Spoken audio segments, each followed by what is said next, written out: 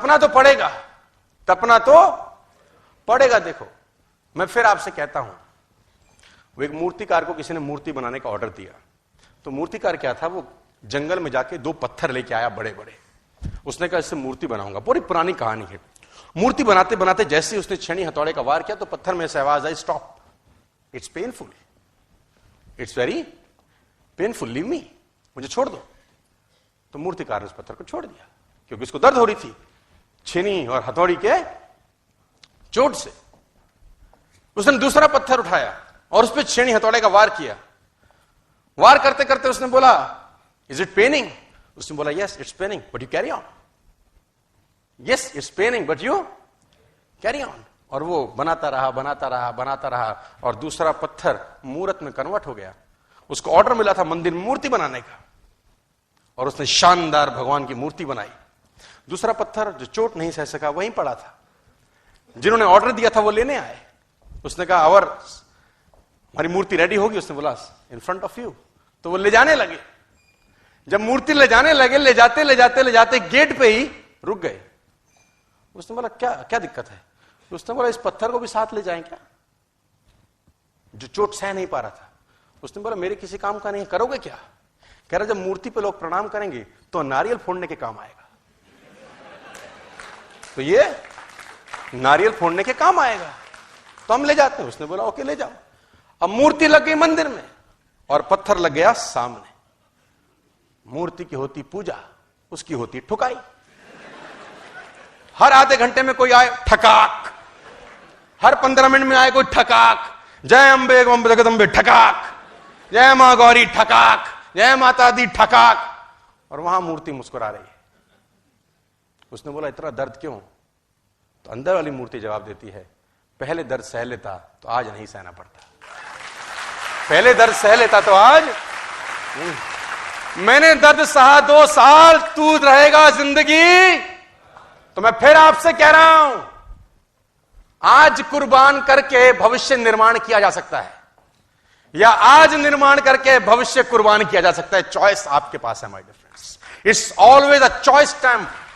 ये डिसाइड आपको कहते हैं कि आग में जलकर ही सोना कुंदन बनता है यार, है ना। अपने आप को जलाना तो जलाने को तैयार हैं कि नहीं?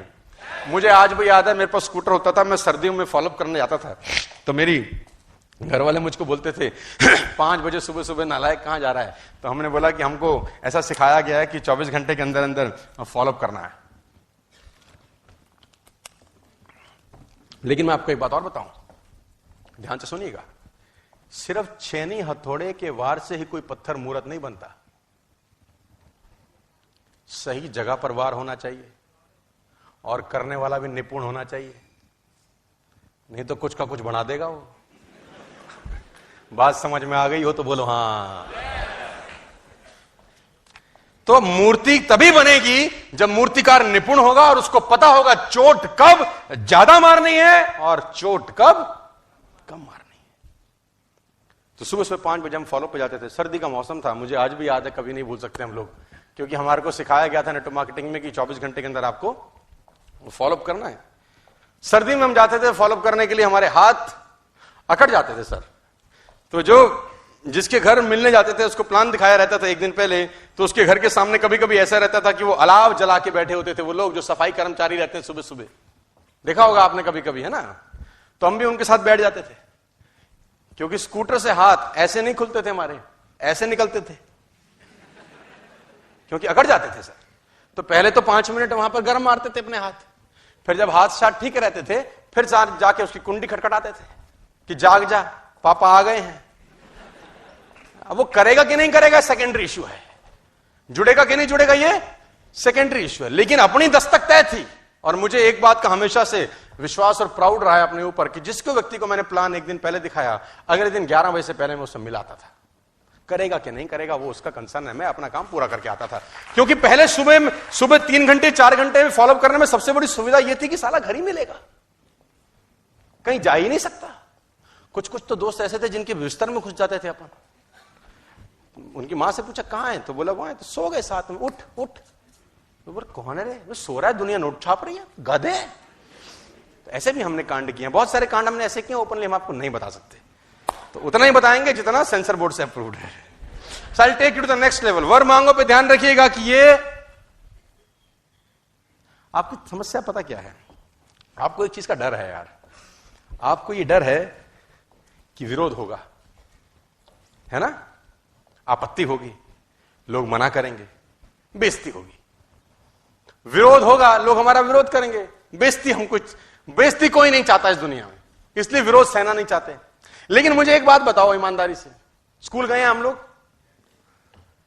ब्लैक बोर्ड जो होता है ना, शामपट जिसको बोलते हैं हिंदी में, वो होता काले रंग का है, लेकिन उस पर लिखा सफेद चौक से जाता है।